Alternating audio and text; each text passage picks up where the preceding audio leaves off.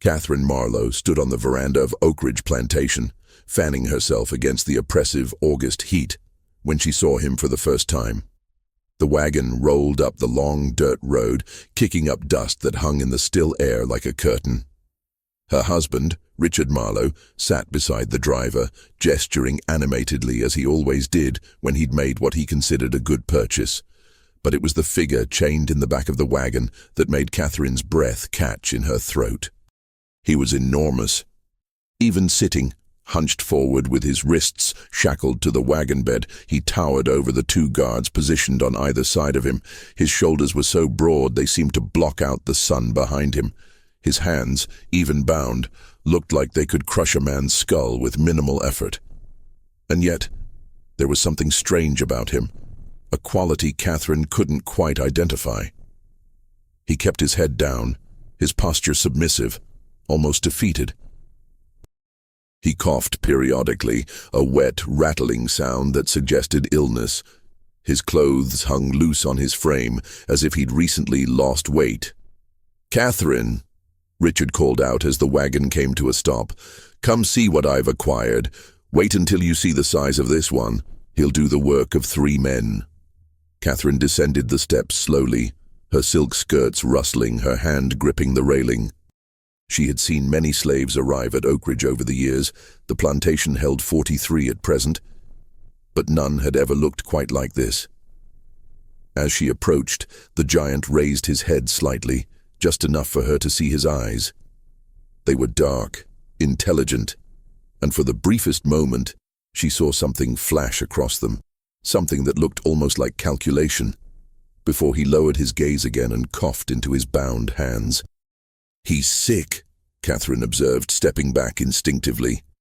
"Richard, you didn't pay full price for a sick slave, did you?" Richard laughed, the sound booming across the yard. "Minor ailment, nothing more. The seller assured me it's just exhaustion from travel. A few days of rest and proper feeding, and he'll be strong as an ox. Look at the size of him, Catherine. Those arms, those shoulders. I got him for half what I'd normally pay because of that cough." "It's the deal of the year." Catherine wasn't so sure. There was something about the giant that unsettled her, though she couldn't articulate what. Perhaps it was the way he held himself, that strange combination of apparent weakness and latent power. Or perhaps it was something in his eyes during that brief moment when he'd looked at her, a depth that suggested more awareness than was comfortable. "What's his name?" she asked. "Calls himself Jonas," Richard replied, signaling to the guards to unchain the prisoner. "Says he was field hand on a plantation in South Carolina before his master died, and the property was liquidated. Strong worker, no history of running or rebellion. Perfect addition to our operation." As the chains were removed, Jonas stood slowly, and Catherine had to tilt her head back to look at his face. He must have been nearly 7 feet tall, with a frame that suggested tremendous strength despite the apparent illness. He swayed slightly, as if dizzy, and caught himself against the wagon. One of the guards laughed. "Careful, big man. Don't want to fall and hurt yourself before you've done any work." Jonas said nothing, just nodded submissively and allowed himself to be led toward the slave quarters. Catherine watched him go, that uneasy feeling persisting in her chest like a stone. She had been raised on a plantation, had lived her entire 28 years in the world of slavery, and had developed certain instincts about the people her husband owned. Something about Jonas felt wrong, not dangerous exactly. He seemed too weak, too submissive to be dangerous, but wrong nonetheless. "You worry too much," Richard said, draping an arm around her shoulders. "He's just a big, simple field hand. Nothing to concern yourself with. Now shall we go inside? I'm famished, and I'm sure Bessie has prepared something delicious for dinner." Catherine allowed herself to be led inside, but she glanced back once more at the figure of Jonas disappearing into the quarters. She couldn't shake the feeling that her husband had brought something onto their plantation that would change everything. She just didn't know yet whether that change would be for better or worse. What Catherine didn't know, what no one at Oakidge Plantation knew, was that Jonas wasn't his real name. That he hadn't been a field hand in South Carolina, that he had never been submissive or simple or weak, and that the cough, the hunched posture, the appearance of illness were all carefully constructed lies designed to accomplish one specific purpose: infiltration. His real name was Elijah. He was 32 years old, and he was a hunter. Before we continue with this revenge story, don't forget to subscribe to the channel and comment which city you're listening from. Thank you, and let's keep going. 6 months earlier, February 1857, Tennessee. Elijah had been born free in a small community of free black people in the mountains of Tennessee. His father, Samuel, had been a legendary tracker and hunter who had escaped slavery 20 years before Elijah's birth and had never been recaptured. Samuel had taught his son everything he knew about tracking game, reading signs in the forest, understanding animal behavior, moving silently through wilderness, and most importantly, how to think like a predator. A hunter doesn't chase his prey, Samuel had told him when he was just a boy. A hunter understands his prey. He learns its habits, its weaknesses, its fears, and then he sets a trap so perfect that the prey walks into it willingly. Elijah had become one of the finest hunters in the region, providing meat for his community and occasionally guiding wealthy white men on hunting expeditions, men who paid well and never asked questions about his status because his skills were too valuable. He had a wife, a small cabin, and a life that, while not easy in a nation that despised his skin color even when he was technically free, was at least his own. Then, 3 years ago, everything had changed. His mother, Ruth, had been born enslaved on a plantation in Georgia called Oakidge. She had escaped when Elijah was just an infant, traveling hundreds of miles north with him, wrapped in a blanket against her chest, following the North Star and the whispered directions of the Underground Railroad. She had found Samuel, had built a life, had tasted freedom. But 20 years later, slave catchers had found her. They had come in the night, with dogs and chains and a legal document that declared her the property of Richard Marlowe of Oakidge Plantation, Georgia. The law didn't care that she had lived free for 2 decades, didn't care that she had a husband and a grown son, didn't care that forcing her back into slavery was a cruelty that defied every principle of human decency. The Fugitive Slave Act was clear. Escaped slaves could be captured and returned to their owners no matter how long they had been free, no matter where they were found. Elijah had been away on a hunting trip when it happened. By the time he returned, his mother was gone. His father had tried to stop them and had been beaten so badly he couldn't walk. The cabin had been ransacked, and pinned to the door was a notice. Property of Richard Marlowe, Oakidge Plantation, Georgia, legally reclaimed. Elijah had held his father while the old man wept. Samuel, who had escaped slavery and built a life and taught his son to be strong and free, had been powerless to protect the woman he loved. "I'm sorry," Samuel kept saying. "I'm sorry, I couldn't stop them. There were too many. I couldn't stop them." "It's not your fault," Elijah had told him, but inside a cold fury was building. His mother was back in chains because of a man named Richard Marlowe, back on a plantation called Oakidge, back in a world of violence and degradation and stolen humanity. And Elijah was going to get her back. But he wasn't foolish. He knew he couldn't simply walk onto a plantation and demand his mother's release. He knew that a direct assault would end with him dead or enslaved himself. So he did what his father had taught him to do. He studied his prey. He learned everything he could about Oakidge Plantation, about Richard Marlowe, about the layout of the property and the number of overseers and the security measures in place. What he learned was daunting. Oakidge was one of the largest plantations in Georgia, with over 400 acres of cotton and tobacco fields. Richard Marlowe was wealthy, well-connected, and known for his harsh treatment of enslaved people. The plantation employed 6 overseers, all of them armed and experienced. There were dogs, patrols, and a reputation for brutally punishing any slave who attempted escape.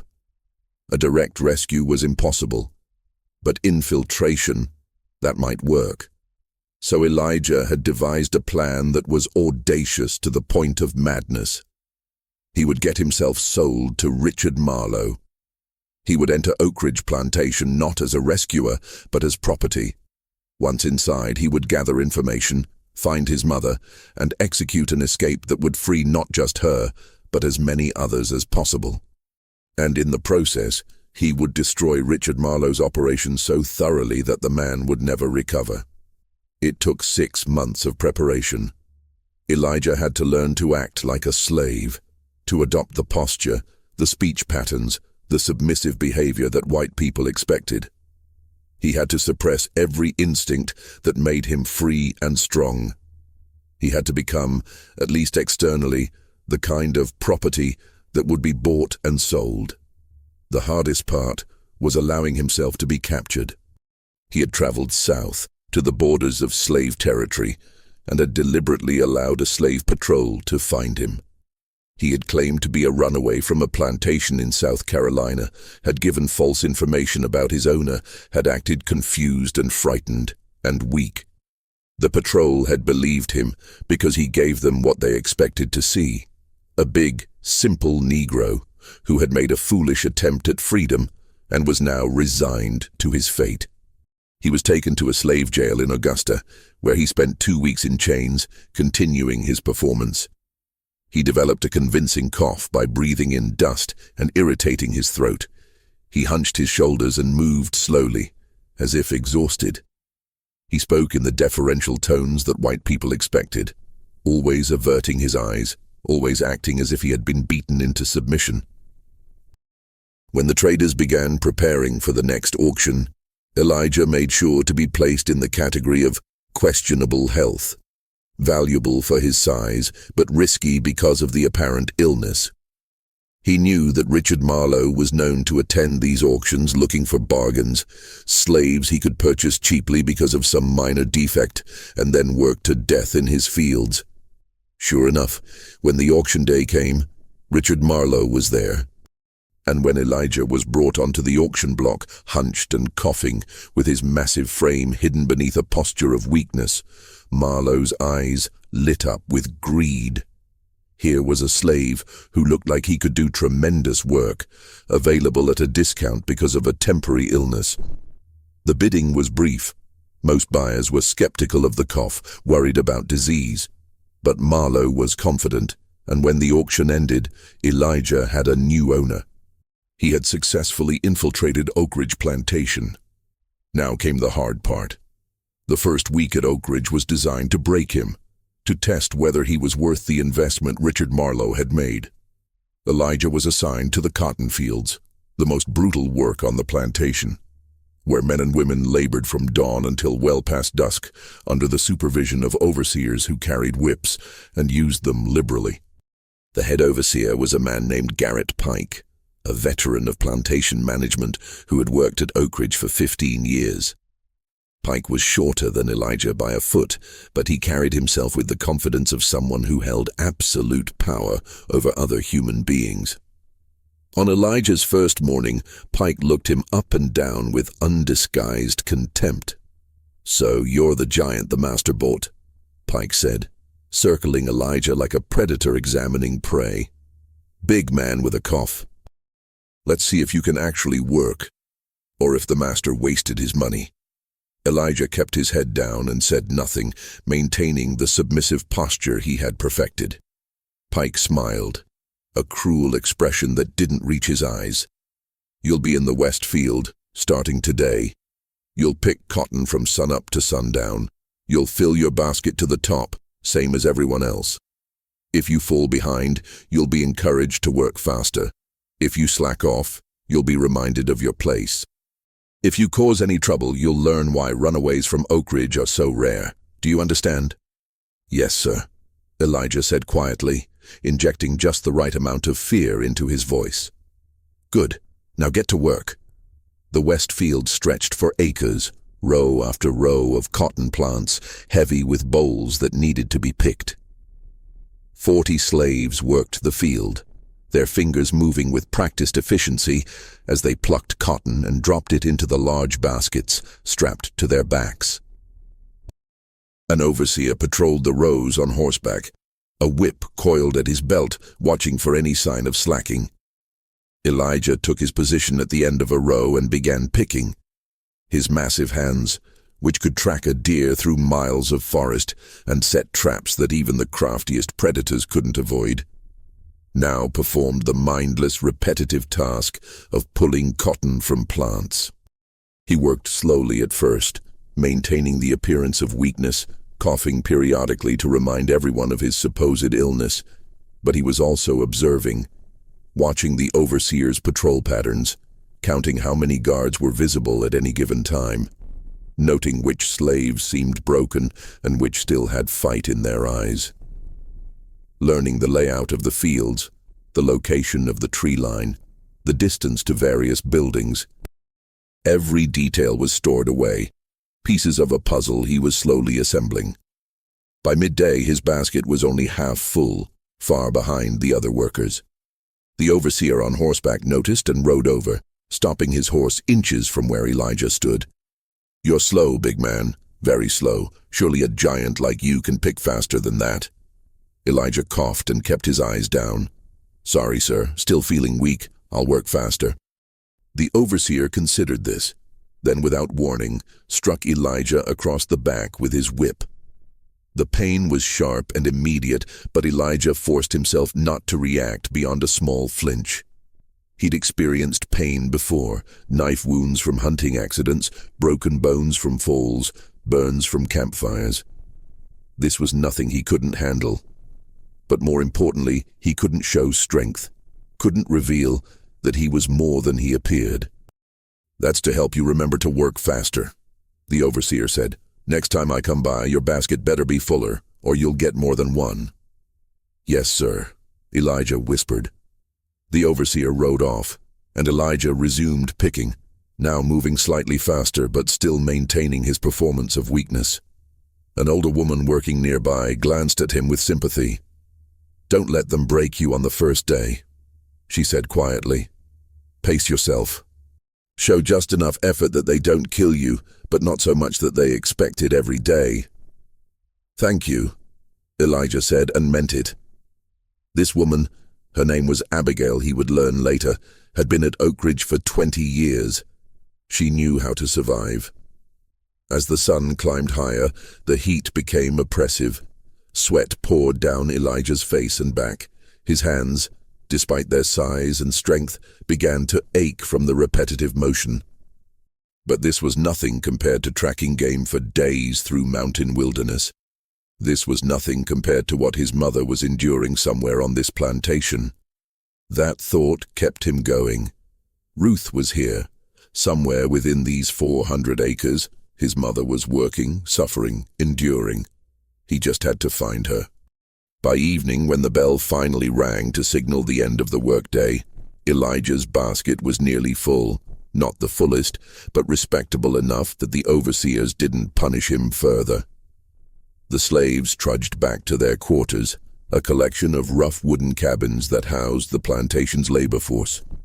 The cabins were cramped, poorly maintained, and offered minimal protection from the elements. But they were shelter, and after 16 hours of work, even a thin mattress on a wooden floor seemed like luxury. Elijah was assigned to a cabin with 5 other men, all of them field workers. They eyed him warily as he entered, taking in his size, his apparent weakness, his status as a newcomer. "You the new giant?" asked one man, middle-aged with a scar across his cheek. His name was Moses. "Yes," Elijah said simply. "You pick much cotton today?" "Not enough. Still sick." Moses nodded, accepting this. "Get better fast. Master don't keep sick slaves long. Either you work or you get sold south to the rice plantations, and nobody survives rice country." The other men murmured agreement. Elijah filed this information away. Another piece of the puzzle.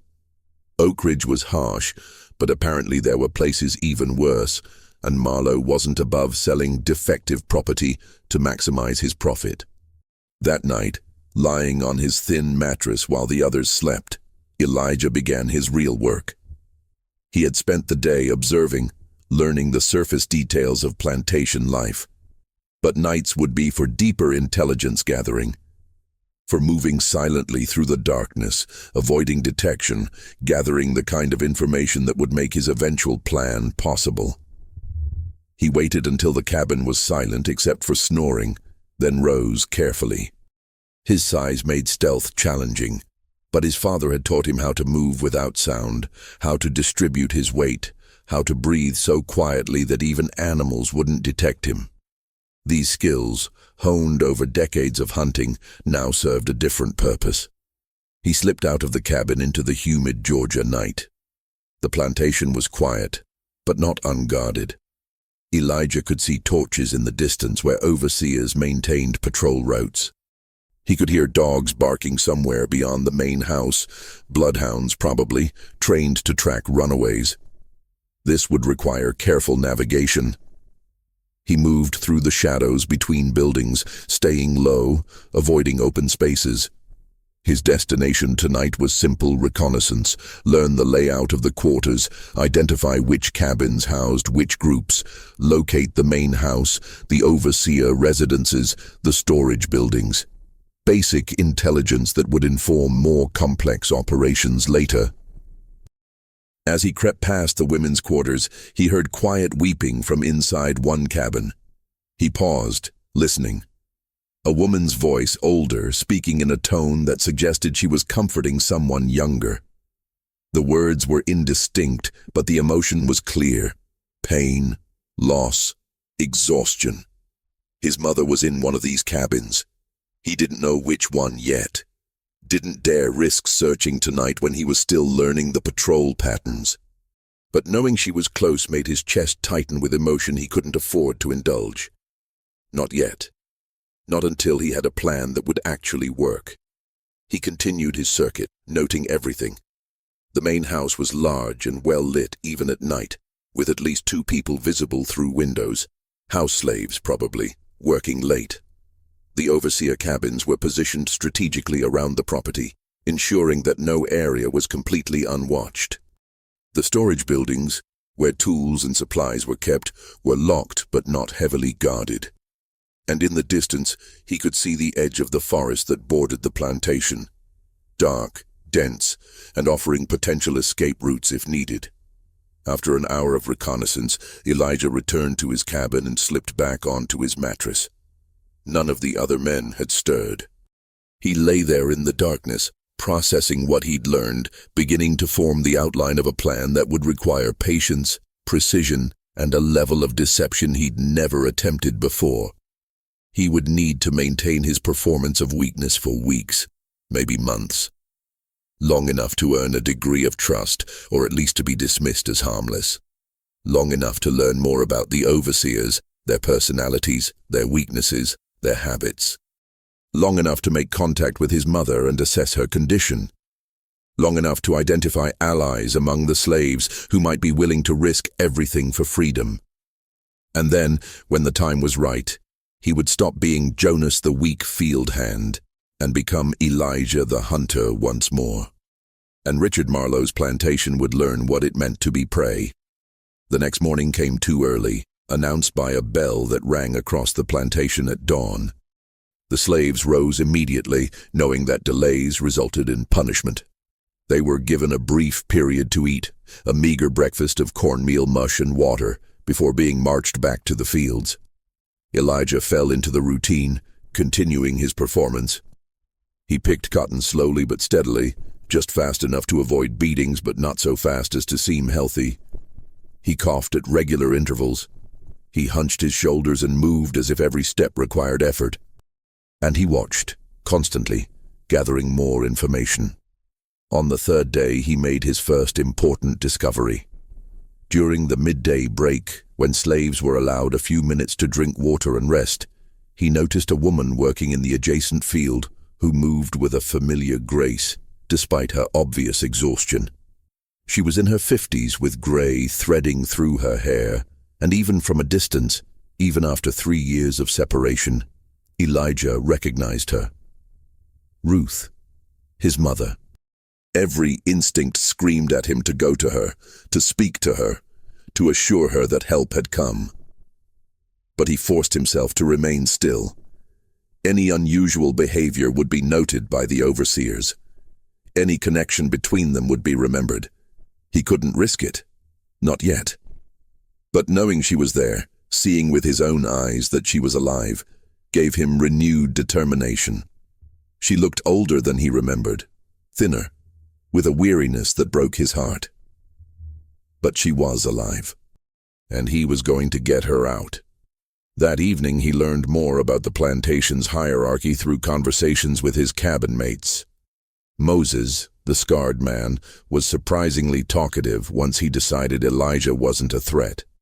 "Master Marlowe, he's mean but predictable," Moses explained as they ate their evening rations. "Long as you work hard and don't cause trouble, he mostly leaves you alone. It's the mistress you gotta watch out for." "The mistress?" Elijah asked, remembering the pale woman who had watched him arrive. "Catherine Marlowe," another man said, his voice dropping to a whisper. "She's worse than the master in some ways. Master beats you when you fail, mistress beats you when she's bored, and she's always watching, always suspicious. You can't trust her, not for a second." This was concerning. Elijah had been so focused on Richard Marlowe that he hadn't adequately considered his wife. A mistake he would need to correct. "What about the overseers?" he asked. "6 of them," Moses said. "Pike's the worst. He's been here forever and knows every trick. Then there's Turner, Crawford, and the others. They're all armed, all mean, and they work in shifts, so there's always someone watching. And then there's the dogs." "How many dogs?" 5 bloodhounds, big ones, trained to track runaways. They've caught every slave who's tried to escape in the last 10 years. Those dogs are the real reason nobody runs. You can maybe outsmart the overseers, but you can't outsmart a bloodhound's nose." Elijah filed this information away. 5 dogs. That was actually fewer than he'd feared, and dogs, despite their reputation, were animals with predictable behaviors. He'd hunted with dogs, tracked with dogs, and most importantly, he'd learned how to evade dogs when necessary. They weren't invincible. "Anyone ever succeed in escaping?" he asked casually. The cabin fell silent. Moses looked at him with something like pity. "Why you asking? You thinking about running? Big man, you'll be dead in a week. Or worse, you'll be caught and made an example of. Master Marlowe, he don't just whip runaways. He breaks them, makes them wish they'd never been born, and then he sells them south to places where they work you to death in 6 months. Don't even think about it." "I'm not," Elijah lied. "Just curious." But the conversation told him something important. The slaves at Oakidge had been so thoroughly broken, so convinced of the impossibility of escape, that they wouldn't even consider it. This meant he couldn't count on mass cooperation. When the time came, he would have to act with a small, trusted group, or possibly alone. Over the following weeks, Elijah settled into the brutal routine of plantation life, while secretly continuing his nocturnal reconnaissance. He mapped every building, every patrol route, every dog kennel. He identified the locations where supplies were stored, where weapons were kept, where the overseers slept. He learned which guards were alert and which were lazy, which dogs were truly dangerous and which were mostly for show. And gradually, carefully, he began to make contact with slaves who seemed like potential allies. Not many. Trust was a luxury that enslaved people couldn't afford, but a few. Abigail, the older woman who had shown him kindness on his first day. A young man named Samuel, who still had fire in his eyes. A woman named Clara, who worked in the main house and had access to information about the Marlowe's schedules and habits. He didn't reveal his true purpose, not yet. He simply established himself as someone who listened, who was thoughtful, who might be more than he appeared. Seeds that would grow when the time came. A month after his arrival, Elijah finally found an opportunity to speak directly with his mother. It happened during a Sunday afternoon, the one time when slaves were given a few hours of rest. He had learned that Ruth spent her Sundays in a small garden behind the women's quarters, tending vegetables that supplemented the plantation's food supplies. He approached carefully, making sure no overseers were watching. When he was close enough, he spoke quietly without looking directly at her. "Mama." Ruth's hands froze over the tomato plant she'd been tending, her breath caught. Slowly she turned to look at him, and Elijah saw recognition dawn in her eyes, followed immediately by terror. "No," she whispered. "No, you can't be here. Elijah, what have you done?" "I came for you," he said simply. "I came to take you home." Tears spilled down her cheeks. "You fool. You beautiful, stupid fool. Do you know what they'll do if they find out? Do you know what they'll do to both of us? They won't find out, not until it's too late." "How?" Her voice was desperate. "How can you possibly—" "Elijah, there are 6 overseers, 5 dogs patrols every night. Master Marlowe is connected to every sheriff and slave catcher in 3 counties. Even if we ran, we'd be caught before we made it 10 miles. "Then we don't run," Elijah said. "Not yet. Not until I've prepared everything. Mama, trust me. I'm not the boy you raised. I'm a hunter. And I've spent the last month learning everything about this place. When I move, it will work, I promise you." Ruth stared at him, seeing perhaps for the first time that her son had become something formidable, something dangerous. "What do you need from me?" she finally asked. "Information. About the Marlowes, about the house, about anything that might be useful. And patience. This won't happen tomorrow, but it will happen." Over the next several minutes, speaking in urgent whispers, Ruth shared everything she knew. She told him about Richard Marlowe's schedule, his business trips to Savannah that happened quarterly. She told him about Catherine's habits, her tendency to ride out to the fields on horseback to inspect the work. She told him about the main house's layout, including a study where Marlowe kept his personal weapons and papers. Most importantly, she told him about the one night each year when the plantation's guard was at its lowest, the harvest celebration. It was a tradition at Oakidge that when the cotton harvest was complete, Richard Marlowe hosted a large party for neighboring plantation owners. The event required all the house slaves to work in the main house, and the overseers were often drunk by midnight, celebrating with the white guests. It was the only time when security was truly lax. "When is the harvest celebration this year?" Elijah asked. 6 weeks, early October." "Perfect." Elijah felt pieces of his plan clicking into place. "That's when we move." "We?" Ruth asked. "Elijah, we can't free everyone. Even if we could escape ourselves trying to take 40 other people." "Not 40, Elijah interrupted. "But not just 2 either. I've been watching, Mama. There are people here who deserve freedom, who would fight for it if they believed it was possible. We're going to give them that chance." Ruth looked at her son. This man who had infiltrated a plantation, who had spent weeks playing weak while gathering intelligence, who spoke with a quiet confidence that came from genuine capability rather than bravado. And she felt something she hadn't felt in 3 years. Hope. "Tell me your plan," she said.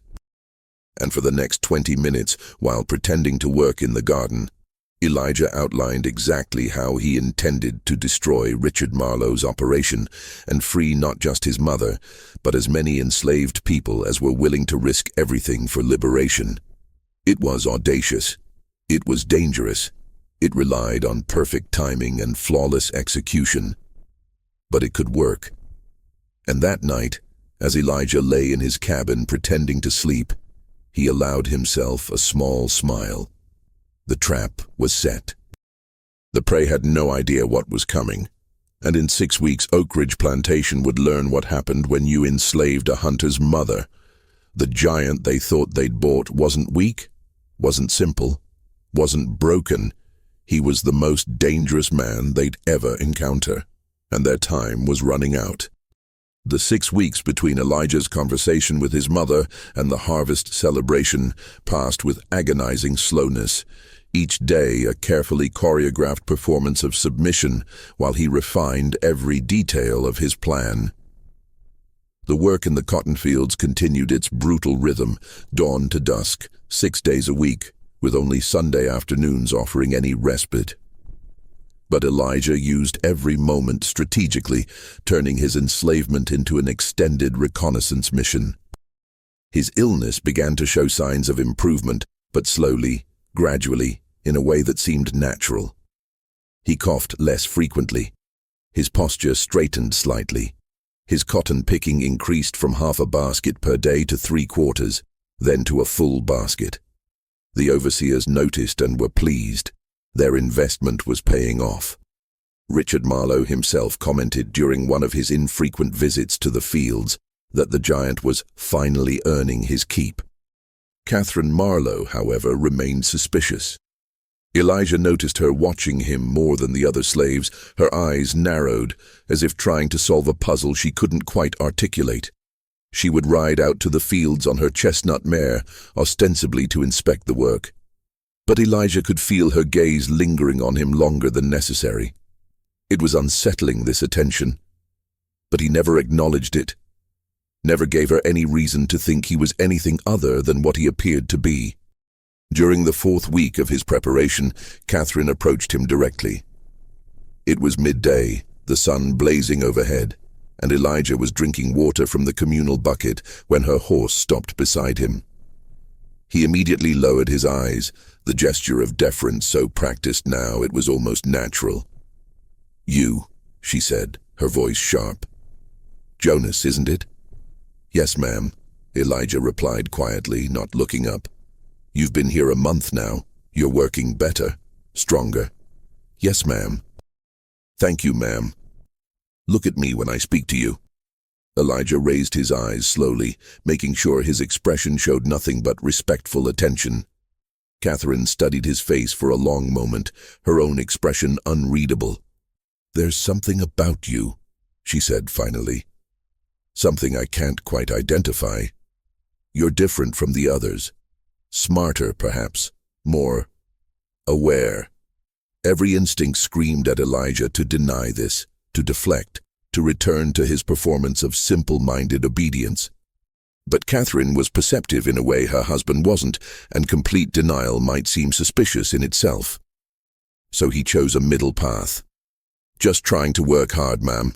Trying to be useful. Don't want to be sold south." Catherine's lips curved into something that wasn't quite a smile. Sold south. Yes, that's every slave's nightmare, isn't it? The rice plantations, the sugar fields, places where Negroes die faster than they can be replaced. She paused, watching his reaction. "Are you afraid of that, Jonas?" "Yes, ma'am," Elijah said honestly, because that much was true. He had heard the stories of those plantations where enslaved people were literally worked to death within months. It was a fate he wouldn't wish on anyone. "Good. Fear keeps you obedient. Fear keeps you alive." Catherine turned her horse to leave, then stopped. "My husband thinks he got a bargain when he bought you. A strong worker at half price because of a temporary illness. But I wonder if perhaps you're more trouble than you're worth." She rode away without waiting for a response, leaving Elijah standing there with his heart pounding. This was dangerous.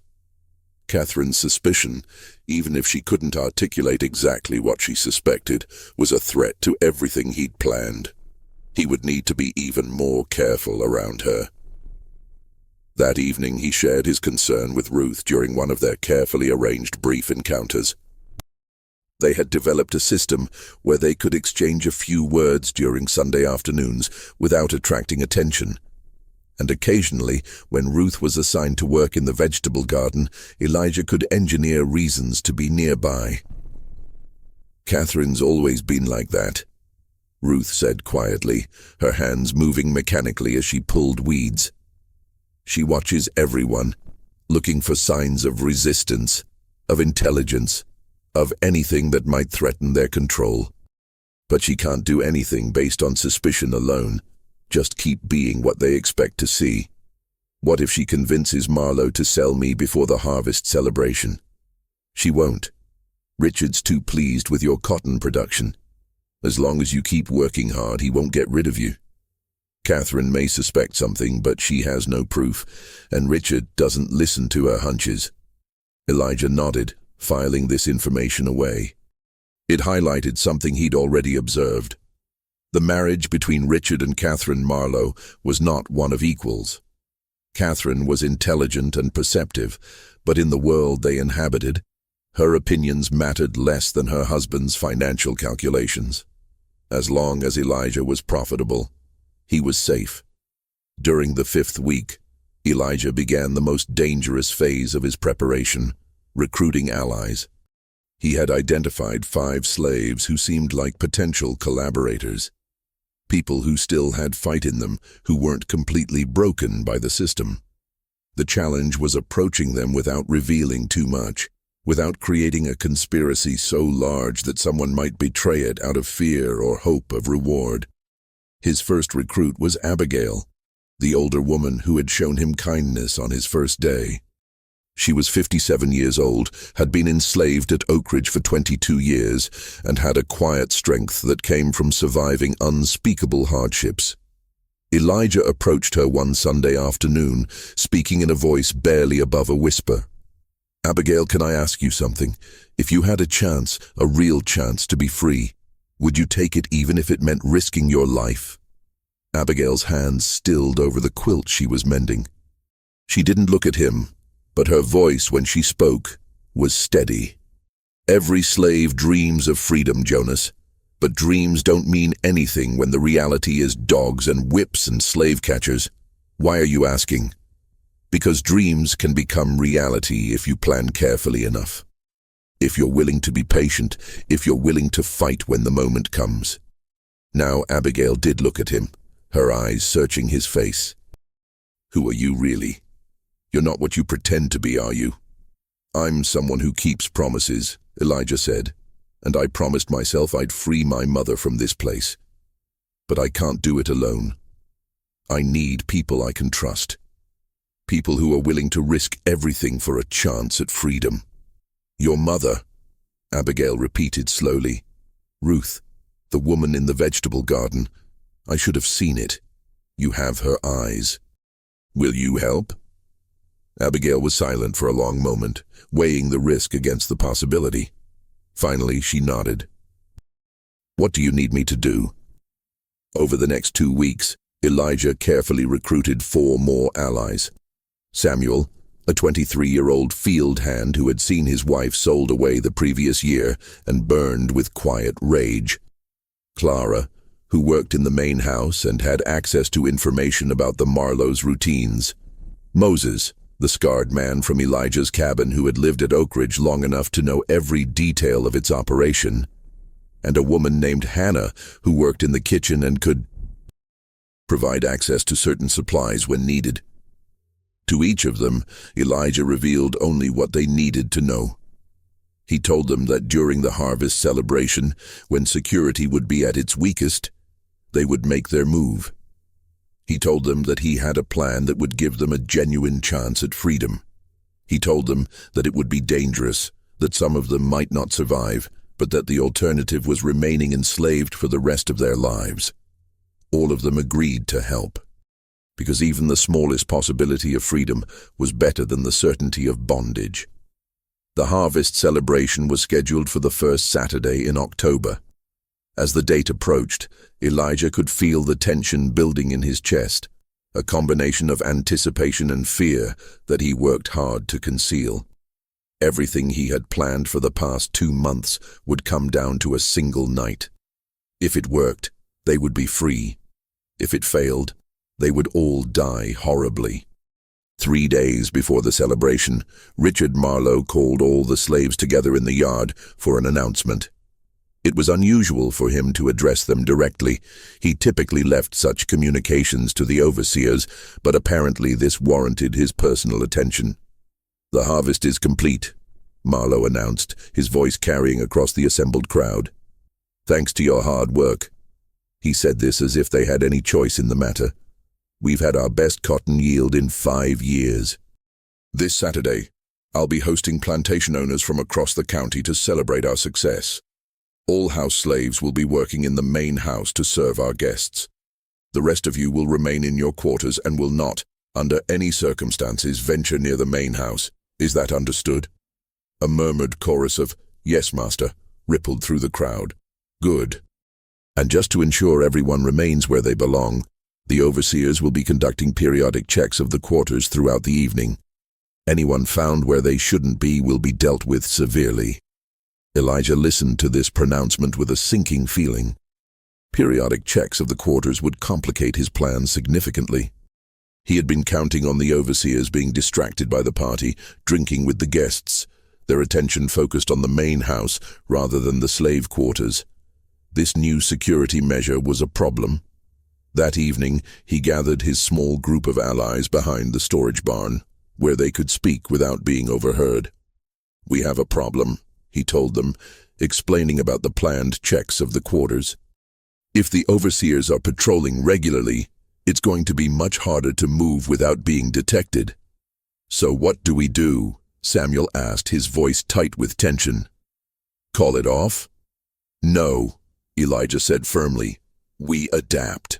This actually might work in our favor if we're smart about it. Think about it. If the overseers are checking the quarters, that means they're moving around, not stationary. They're predictable, and predictable patterns can be exploited." "How?" Clara asked. Elijah thought for a moment, his mind working through the logistics. "How many overseers total?" 6, Moses answered. "Pike, Turner, Crawford, Bennett, Hayes, and the new one, Dalton." "And how many will be needed at the main house to supervise the house slaves and keep order among the drunk guests?" Clara, who worked in the house and understood its operations, considered this. "At least 3, maybe 4. Master Marlowe won't want any trouble in front of his guests. He'll want his best overseers there to make sure everything runs smoothly. So that leaves 2, maybe 3 overseers to patrol the quarters," Elijah said. "Checking what, 43 slaves spread across a dozen cabins? That's a lot of ground to cover. They'll have to move in a pattern, a route that lets them check each cabin efficiently, and patterns can be timed." Understanding began to dawn on the others' faces. Moses nodded slowly. "If we can figure out their route, we can stay 1 step ahead of them. Move when they're checking the far cabins, be back in place before they circle around." "Exactly," Elijah said. "But we need to know their pattern, which means we need someone on the inside who can observe and report." "I can do that," Hannah said. She was a quiet woman in her 40s, easily overlooked, which made her perfect for observation. "I'll be working in the kitchen during the party. I can watch when the overseers come and go, track their timing, and pass information to Clara. And I can get messages to whoever needs them," Clara added. "I'll be serving in the dining room, moving between the main house and the kitchen. I can act as a courier." Elijah felt the plan coming together, adapting to the new constraints. "Good. Here's what we do." Hannah tracks the overseer patrol pattern during the first hour of the party and gets the information to Clara. Clara passes it to Moses, who'll be in the quarters coordinating timing. Once we know the pattern, we move during the gaps, when the overseers are furthest from their next checkpoint. "Move where?" Abigail asked. "What exactly are we doing?" This was the moment when Elijah had to reveal the full scope of his plan. He took a deep breath and began to speak, laying out every detail of what he intended to do. "First, we need to neutralize the dogs. The bloodhounds are kept in a kennel near the overseer cabins. They're the biggest threat to any escape because they can track us for miles. But dogs are predictable. They eat at the same time every day, fed by whoever's on dog duty. During the party, that'll probably be one of the younger overseers, someone not important enough to be at the main house. How do we neutralize them? Samuel asked. We make them sleep, Elijah said. Hannah, you have access to the kitchen supplies, right? Including the medicinal cabinet? Hannah nodded. Yes. Mrs. Marlowe keeps laudanum there for her headaches. It's a strong sedative. Perfect. We mix laudanum into the dog's evening meal. Not enough to kill them. I won't hurt animals who are just following their training, but enough to make them sleep deeply for several hours. Once the dogs are down, the biggest obstacle to our escape is gone. But we still have to deal with the overseers, Moses pointed out. Even if we can dodge their patrols, eventually they'll notice we're gone. And then they'll send riders, alert the sheriffs, organize a manhunt. Which is why we can't just run, Elijah said. We need to make sure they can't pursue us effectively. That means we need to disable their ability to chase us. He outlined the next phase. While the party was in full swing and the overseers were either drunk at the main house or distracted by their patrol duties, Elijah and Samuel would make their way to the stables. There they would release all the horses, not steal them, which would be noticed immediately, but simply open the gates and drive them into the fields where they would scatter. Without horses, any pursuit would be on foot, giving the fugitives a significant head start. But the real key, Elijah continued, is destroying their records. Richard Marlowe keeps detailed documentation of every slave he owns. Names, physical descriptions, ages, skills, everything a slave catcher would need to identify and pursue us. Those records are in his study, in a locked cabinet. Clara, you said you know where he keeps the key? Clara nodded. He keeps it on a chain around his neck. Never takes it off. Elijah smiled grimly. Then we'll need to get it from him. Which brings me to the most dangerous part of the plan. While Marlowe is drunk and distracted by his guests, I'm going to get into his study, retrieve those records, and destroy them. Without documentation, we become much harder to pursue. Slave catchers won't know exactly who they're looking for, won't have detailed descriptions to work from. That's insane, Moses said flatly. You're talking about walking into the main house during a party full of white people, stealing from the master while he's still awake, and walking back out. You'll be caught before you make it 10 feet. Not if I'm supposed to be there, Elijah countered. Not if I'm part of the serving staff for the evening. He explained his reasoning. Richard Marlowe had bragged repeatedly about his giant slave, the massive field hand he'd bought for half price, who was now one of his most productive workers. It would be entirely in character for Marlowe to show off his prize to his guests, to have the giant serve drinks or move furniture as a demonstration of his excellent slave management. All Elijah needed to do was position himself in the right place at the right time, and Catherine, who managed the house slaves, might very well assign him to work the party. And if she doesn't? Abigail asked. Then I make sure she does. I'll volunteer. Act like I'm trying to be helpful to earn favor. She'll be suspicious. She's always suspicious. But she'll also be too busy managing a party for 40 guests to turn down free labor. The plan was audacious, filled with variables that could go wrong, but it was also the best chance they had. Over the next 2 days, they refined the details, assigned roles, identified fallback positions if things went wrong. Elijah drilled them on timing, on what to do if they were separated, on how to recognize the safe houses and underground railroad markers they might encounter once they made it past the immediate danger zone. And finally, Saturday arrived. The morning of the harvest celebration was chaotic. The main house was a hive of activity as house slaves prepared for the evening's festivities. Tables were set, food was prepared, the best china and silver were polished until they gleamed. In the fields, the remaining slaves worked a half day, finishing the final tasks before being dismissed to their quarters for the duration of the party. Elijah worked mechanically, his mind focused on the evening ahead. Everything depended on precise timing, on a dozen small things going right, on luck and skill combining in the perfect measure. As the sun began to sink toward the horizon, he felt the weight of what he was about to attempt settling on his shoulders. At 4 p.m., the slaves were dismissed to their quarters. At 5 p.m., the guests began to arrive, plantation owners and their wives arriving in fine carriages, dressed in expensive clothes, ready to celebrate another successful harvest built on the backs of enslaved labor. By 6 p.m., the party was in full swing, and Elijah made his move. He approached the main house through the kitchen entrance, where Hannah was working frantically to keep up with the demands of feeding 40 guests. She saw him and nodded almost imperceptibly, the signal that she'd already dosed the dog's evening meal with laudanum. Phase 1 was underway. "What are you doing here?" demanded the cook, a free black woman named Bessie who oversaw the kitchen. "You're supposed to be in the quarters." "I know, ma'am," Elijah said respectfully. "But I heard the mistress might need extra hands for the party, and I wanted to offer my help. I can carry heavy things, move furniture, whatever's needed."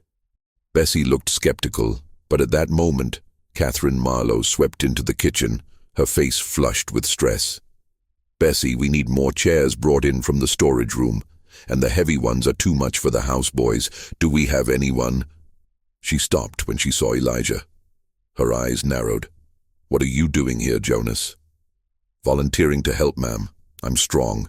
I can move whatever needs moving." Catherine studied him for a long moment, and Elijah could see the suspicion in her eyes, the same feeling that had made her watch him more closely than the other slaves. But she was also practical, and the party was demanding more labor than she had available. "Fine," she said finally. "You'll work under Clara's supervision. You do exactly what you're told, nothing more, nothing less. If I catch you anywhere you're not supposed to be, you'll regret it. Understood?" "Yes, ma'am." "Thank you, ma'am." And just like that, Elijah was inside the main house, with legitimate reason to be there. He caught Clara's eye across the room, and she gave him the smallest nod. They were in. For the first 2 hours, Elijah played his role perfectly. He moved furniture, carried serving platters, refilled wine bottles, and generally made himself useful while staying as invisible as possible. He observed everything, the layout of the house, which he'd heard described but never seen firsthand, the locations of exits and hiding places, and most importantly, Richard Marlowe's behavior. The master was drinking heavily, becoming progressively louder and more boisterous as the evening wore on. He bragged about his cotton yield, about his management techniques, about his success as a plantation owner. Several times he gestured at the house slaves serving the party, referring to them as examples of well-trained property. When he spotted Elijah carrying a heavy table across the room, his eyes lit up. "There. You see that giant? Bought him for half price because the fool had a cough. But look at him now, strong as an ox, works like 3 men. That's the difference between a smart plantation owner and an amateur, knowing when you're getting value even in damaged goods." The guests laughed and applauded, and Elijah kept his face carefully neutral, playing the role of the obedient slave who didn't understand he was being discussed. But inside, he marked the moment, marked the casual dehumanization, the way Marlowe spoke about him as if he were livestock. Added it to the long list of reasons why what he was about to do was not just justified, but necessary. By 9 p.m., Richard Marlowe was thoroughly drunk. So were most of his guests. The overseers who had been assigned to the party, Pike, Turner, and Crawford, were drinking as well, their vigilance deteriorating with every glass of whiskey. And outside, according to the information Clara had passed him, the patrol pattern of the overseers checking the quarters had become predictable. They were doing cursory checks every 30 minutes, spending most of their time chatting with each other rather than actually searching. It was time. Elijah caught Clara's eye and nodded toward the hallway that led to Marlowe's study. She understood immediately and created a distraction, dropping a tray of glasses that shattered spectacularly on the floor, drawing everyone's attention. In the commotion, Elijah slipped down the hallway unseen. Marlowe's study was locked, but the door was old and the lock was simple. Elijah had prepared for this, had hidden a thin piece of metal in his boot that morning. He worked it into the lock, feeling for the mechanism, and within 30 seconds heard the satisfying click of tumblers falling into place. He eased the door open, stepped inside, and closed it behind him. The study was exactly as Ruth had described: a large desk, bookshelves lining the walls, and in the corner a locked cabinet where Marlowe kept his important papers and personal weapons.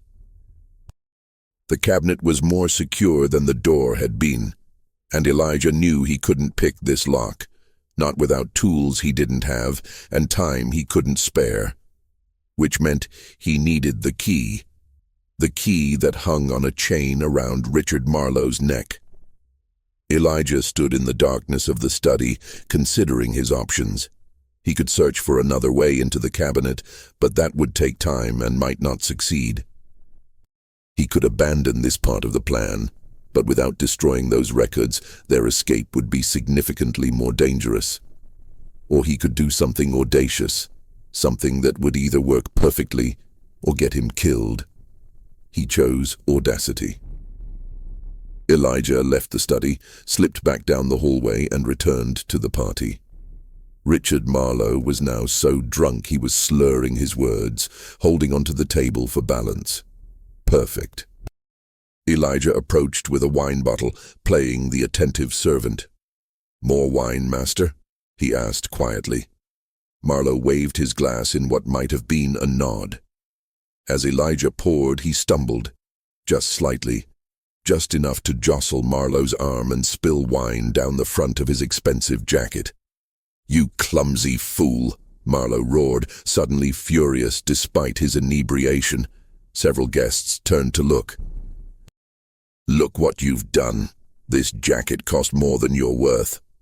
"I'm so sorry, master," Elijah said, genuine fear in his voice, or what sounded like genuine fear.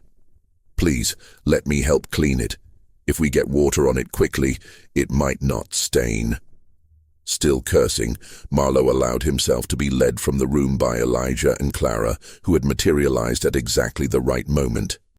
They took him to a small washroom off the kitchen, where Clara began dabbing at the wine stain with a wet cloth, while Marlowe continued his drunken tirade. "Stupid, worthless.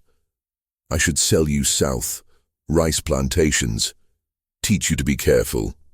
While Clara worked on the jacket, Elijah positioned himself behind Marlowe, ostensibly to help remove the garment. His massive hands moved with surprising delicacy, and in the confusion of cloth and arms and Marlowe's drunken swaying, those hands found the chain around Marlowe's neck. A quick pull, a snap of cheap metal, and the chain came free. Elijah palmed the key and slipped it into his pocket in one smooth motion. "There, master," Clara said, stepping back. "I think we got most of it. It should be fine once it's properly cleaned." Marlowe was too drunk to notice the missing chain. He stumbled back toward the party, still cursing, while Elijah and Clara exchanged a brief, triumphant glance. They had the key. Elijah waited 10 minutes, making sure Marlowe was thoroughly distracted by his guests, then slipped back to the study. The key worked perfectly in the cabinet lock. Inside, he found exactly what he was looking for: a leather-bound ledger containing detailed records of every slave on the plantation. Names, ages, physical descriptions, skills, prices paid, punishments administered. Everything a slave catcher would need to pursue them. He also found something unexpected: a loaded pistol and a small bag of coins, probably kept for emergencies. Elijah took both. The gun because he might need it, the money because they would definitely need it, and then turned his attention to the ledger. He couldn't simply steal it. Its absence would be noticed immediately, but he could destroy its usefulness. He found Marlowe's inkpot and pen, and over the next 5 minutes, he systematically altered every entry. He changed names, mixed up ages, scrambled physical descriptions. When he was done, the ledger was worthless, a document so corrupted that no one could use it to identify specific slaves. But he wasn't finished. He took several pages from the ledger, specifically the pages listing him and his mother and the 5 people who were escaping with them, and folded them into his pocket. Then he carefully returned everything else to the cabinet, locked it, and wiped down any surfaces he might have touched. As he left the study, he checked his internal clock. It was 10:15 p.m. According to the plan, Samuel should now be at the stables releasing the horses. Hannah should have confirmed that the dogs were asleep. Moses should be coordinating the gathering of supplies in the quarters. Everything was proceeding on schedule. Elijah returned to the party, played his role for another 30 minutes to establish that he hadn't been gone for any significant length of time, then quietly slipped out through the kitchen as the clock struck 11 p.m. The party was still going strong, the guests now so drunk they barely registered his departure. He made his way quickly to the quarters, moving through shadows, avoiding the patrol route he'd memorized. When he reached his cabin, he found Moses, Samuel, and Abigail already there, along with his mother and the others. They had gathered everything they could carry: food, water, blankets, a few tools. They were ready. The dogs? Elijah asked quietly. Sleeping like babies, Hannah confirmed. Won't wake up for hours. The horses? Samuel grinned. Scattered across 3 fields. They'll be chasing them down for days. The patrol? Just passed 5 minutes ago, Moses said. We have 25 minutes before they circle back. Elijah nodded. Then we go. Now stay close, stay quiet, and follow my lead. They moved as a group through the darkness, 8 people bound together by desperate hope and shared risk. Elijah led them not toward the main road, too obvious, too easily blocked, but toward the forest that bordered the plantation's eastern edge. He knew these woods, had scouted them during his nocturnal reconnaissance, had identified a route that would take them to a creek they could follow north, using the water to mask their scent. Behind them, Oakidge plantation glowed with light and echoed with laughter, oblivious to what had just happened. Richard Marlowe was still drinking with his guests, still bragging about his success, still completely unaware that his giant slave had just executed a plan that would destroy everything he'd built. They reached the tree line without incident. Elijah paused, looking back one final time at the place that had held his mother captive for 3 years, the place that represented everything evil about the system of slavery. Then he turned north and led his small band of fugitives into the darkness. They traveled through the night, following the creek as planned, putting as much distance as possible between themselves and Oakidge before the alarm was raised. Elijah set a brutal pace. He knew that every mile they covered tonight could mean the difference between freedom and recapture. The others struggled to keep up, especially Ruth and Abigail, both older and weakened by years of hard labor. But they pushed through exhaustion and fear, driven by the knowledge that there was no going back. By dawn, they had covered nearly 15 miles. Elijah found a dense thicket near a ravine and ordered everyone to rest. They were exhausted, their feet bleeding, their bodies pushed past normal limits. But they were also farther from Oakidge than any of them had imagined possible. How long before they realize we're gone? Clara asked, her voice hoarse from exertion.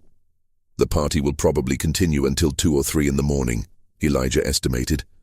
They won't check the quarters until dawn at the earliest. That gives us maybe 6-7 hours before the alarm is raised. By the time they organize a search party, we'll have a full day's head start. And the horses being scattered will slow them down, Samuel added. The dogs being drugged will slow them even more, Hannah said. Ruth looked at her son with an expression of wonder. You really did it. You planned all of this, infiltrated the plantation, gathered allies, and executed an escape that everyone said was impossible. How? Elijah was quiet for a moment before responding. You taught me to never accept injustice. Papa taught me to think like a hunter. The rest I figured out along the way. He looked around at the group, 8 people who had risked everything for freedom. But I couldn't have done it alone. Every one of you was essential. Every one of you is the reason we're sitting here right now instead of still being enslaved. So what happens now? Moses asked. Now we keep moving, Elijah said. We travel by night, hide by day. We head north toward Tennessee, then Kentucky, then Ohio. There are people along the way who will help. Safe houses, conductors on the Underground Railroad. It won't be easy. Some of us might not make it, but we have a real chance. They rested through the hot Georgia day, taking turns keeping watch. As the sun climbed higher, Elijah allowed himself to think about what he had accomplished. He had infiltrated a plantation, endured weeks of slavery, built a network of allies, gathered intelligence, and executed a plan that freed 8 people, including his mother. But more than that, he had proven something important, that enslaved people were not helpless, not powerless, not doomed to accept their bondage. With intelligence, courage, and careful planning, they could fight back. As evening approached and they prepared to resume their journey, Elijah took a moment alone with his mother. "I'm sorry it took so long to find you," he said quietly. Ruth shook her head, tears streaming down her face. "You came. That's what matters. You risked everything to come for me. What mother could ask for more?" They held each other for a long moment, and Elijah felt the weight of the past 3 years lifting slightly. She wasn't free yet. None of them were, not until they crossed into free territory. But they were no longer slaves. They were fugitives, yes, but fugitives who had chosen their own path, who had struck back against their oppressors, who had proven that the system of slavery was not as invincible as it pretended to be. As darkness fell, the group began walking again, heading north by the light of the stars. Behind them, they knew, Oakidge plantation had erupted into chaos. The discovery of their escape would have triggered a massive manhunt. Riders would have been sent to neighboring plantations, to sheriffs, to slave catchers. Rewards would be posted. Dogs would be unleashed, though the drugged bloodhounds would be useless for hours yet. But Elijah had planned for all of this. The scattered horses would delay mounted pursuit. The corrupted ledger would make accurate descriptions difficult. The head start they'd gained would be nearly impossible to overcome. And the route he'd chosen, following waterways, avoiding roads, moving through terrain that was difficult for large groups to search, would make them very hard to track. 3 days later, they crossed into Tennessee. 6 days after that, they reached the first safe house, a small farm owned by Quakers who asked no questions and provided food, rest, and directions to the next station on the Underground Railroad. 12 days after leaving Oakidge, they crossed into Kentucky. And 23 days after their escape, on a cold October morning, 8 former slaves crossed the Ohio River into free territory. They had made it. Against impossible odds, with nothing but courage and careful planning, they had achieved what the system of slavery insisted was impossible. They were free. Years later, when Elijah was an old man living in Canada, he would tell the story of his infiltration of Oakidge plantation to his grandchildren. He would describe how he had pretended to be weak, how he had endured weeks of slavery, how he had systematically dismantled the security of a plantation and led 8 people to freedom. His grandchildren would listen with wide eyes, barely able to believe that their gentle grandfather had once been the most dangerous slave a plantation owner ever bought. But the part of the story that Elijah always emphasized, the lesson he most wanted them to understand, was this: the people who enslaved others wanted the enslaved to believe they were powerless. They wanted them to accept their bondage as natural, inevitable, God-ordained. But it was all a lie. The enslaved had power, the power of intelligence, of courage, of community, of resistance. And when they chose to use that power, when they refused to accept injustice, extraordinary things became possible. Richard Marlowe never recovered from the escape. The loss of 8 slaves was financially damaging, but the blow to his reputation was worse. Other plantation owners whispered about his incompetence, about how he'd been outsmarted by a slave he thought was simple and weak. The story spread, became legend. The tale of the giant who wasn't what he seemed, who infiltrated a plantation and freed his mother and 7 others. It became a source of hope for enslaved people across the South, a reminder that resistance was possible, that freedom could be won. Catherine Marlowe, for her part, never forgave herself for not trusting her instincts. She had known there was something different about Jonas, something dangerous beneath the surface. But she hadn't acted on that knowledge, and it had cost them dearly. She lived the rest of her life with the knowledge that she had seen the truth and ignored it. As for Elijah, he lived to see the end of slavery, lived to see the Civil War and emancipation, and the slow, painful reconstruction of a nation that had been built on bondage. He raised children and grandchildren in freedom, taught them to read and write, gave them opportunities he'd had to fight for. And he never forgot the 8 people who had trusted him enough to risk everything for a chance at freedom. Because that night, when they walked away from Oakidge plantation and headed north toward freedom, they had done more than escape. They had proven that they were not property, not objects to be owned and controlled. They were human beings with agency and courage and the fundamental right to determine their own destiny. And no one, not Richard Marlowe, not the slave catchers, not the entire system of slavery itself could ever take that away from them. They had chosen freedom. And that choice, that single act of defiance in the face of overwhelming oppression, was worth more than all the plantations in the South.